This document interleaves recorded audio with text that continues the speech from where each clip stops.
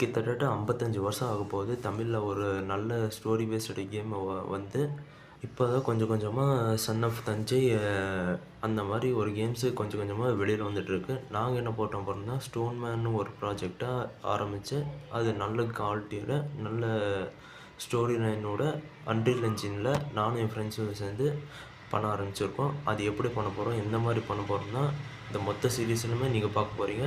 Hopefully எங்கள் content வந்து உங்களுக்கு பிடிக்கும்னு நினைக்கிறேன். நான் உங்கள் தமிழ் கேம் ஸ்டுடியோ. பிடிச்சிருந்தா லைக் அண்ட் சப்ஸ்கிரைப் பண்ணிக்கோங்க. வீடியோக்குள்ள போகலாம்.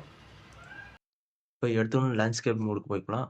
அங்கே வந்து ரோடுக்கு வந்து ஒரு ரோடுக்கான லேஅவுட்டை போட்டுட்டு, அதுக்கப்புறம் ரோடுக்கு வந்து நம்ம இப்போ மெட்டீரியல் ஆட் பண்ணுறோம். அந்த மெட்டீரியல் ஆட் பண்ணோடனே நம்மளோட ரோடு டெக்ஸ்சர் வேறு மாதிரி வந்திருக்கும். அது கொஞ்சம் அட்ஜஸ்ட் பண்ணதுக்கப்புறம் கொஞ்சம் ரோடு வந்து நேரம் ஆயிரும். அதுக்கப்புறம் நம்ம ரோடோட அவுட்புட் எப்படி இருக்குன்னு ப்ளே பண்ணி பார்க்கலாம். ப்ளே பண்ணி பார்க்கும்போது தான் ஒரு விஷயம் தெரியுது. நம்ம கேமோட இந்த ரோட் சைன் வந்து ரொம்ப அன்ஆப்டிமைஸ்டாக வீடியோ மெமரி வந்து எக்ஸிட் ஆகிருக்கு. அதனால் வந்து கொஞ்சம் ஆப்டிமைஸ் பண்ணிவிட்டு அடுத்த ஸ்டெப்புக்கு போகலாம். தெரியாம ஓடு ஓடு ஓடு ஓடு ஓடு ஓடு ஓடு ஓடு வராம் பாரு வேட்டக்காரன் ஓடினே இருக்கிறாரு. இப்போ வந்து கேம் ஆப்டிமைஸ் பண்ணியாச்சு. கொஞ்சம் லேக் இல்லாமல் இருக்கிற மாதிரி இருக்குது.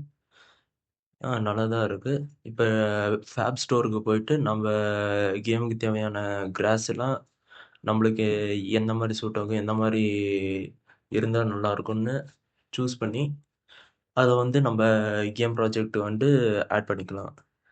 இப்போ வந்து நம்ம கேமுக்கு வந்து ப்ரொசீஜர் ஃபோலிஜ் மூலயமா கிராஸ் அண்டு பிளான்ட் ஆட் பண்ணிக்கலாம்.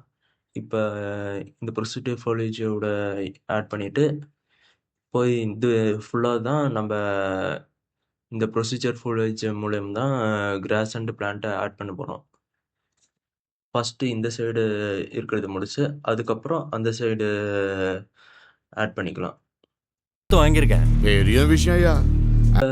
இந்த ப்ரொசீஜர் ஃபோலிஜ் மூலயமா பண்ணுறதுல என்ன லாபம்னு கேட்டிங்கன்னா, ஸ்டாட்டிக் மேஸை பெயிண்ட் பண்ணுற மூலயமா அன்ஆப்டிமைஸ்டாக லிட்டரலி கேம் வந்து அன்பிளேயபிளாக இருக்கும். இந்த ப்ரொசீஜர் ஃபோலிஜ் மூலயமா பண்ணுறதுனால பேட்சாக உருவாக்க முடியும்.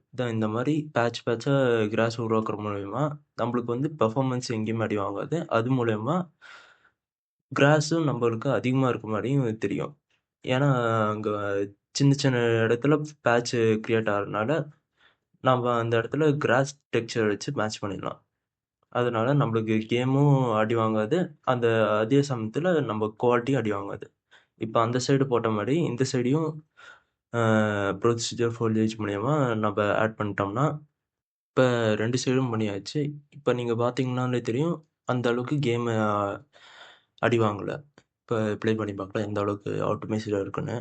இப்போ நீங்கள் பார்த்தீங்கன்னா தெரியும். இப்போ வந்து பர்ஃபார்மன்ஸும் அந்த அளவுக்கு அடி வாங்கலை. அதே சமயம் நம்ம கிராஸும் நம்ம பார்க்கும்போது அந்த அளவுக்கு இல்லாத மாதிரியும் இல்லை. இதுதான் ப்ரொசீஜர் ஃபோலிஜ் பண்ணுற மூலயமா நம்மளுக்கு கிடைக்க வேண்டியது அட்வான்டேஜ். இப்போ ப்ரொசீஜர் ஃபோலிஜ் மூலிமா 2 சைடும் போட்டாச்சு. இப்போ வந்து ப்ளே பண்ணி பார்க்கலாம். இப்போ பார்த்தீங்கன்னா தெரியும் நம்ம கேம் எந்த அளவுக்கு ஆப்டிமைஸ்டாக இருக்குன்னு.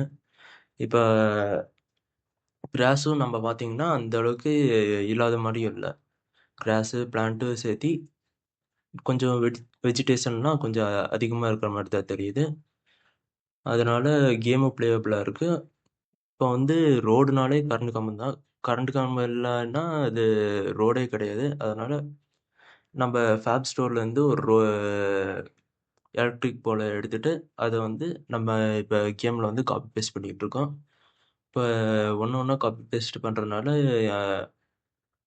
கொஞ்சம் கேமு ஆப்டிமைசேஷன் அடி வாங்குச்சு. இப்போ அந்த ஆப்டிமைசேஷனும் கட் பண்ணிவிட்டு பார்த்தா நம்ம கேம் வந்து ஸ்மூத்தாக ரன் ஆகுது. இப்போ பார்த்தீங்கன்னாலே தெரியும் நம்ம கேமை வந்து எந்த அளவுக்கு ஆப்டிமைஸ்டாக அதே சமயத்துலேயும் ரொம்ப குவாலிட்டியாகவும் இருக்குது.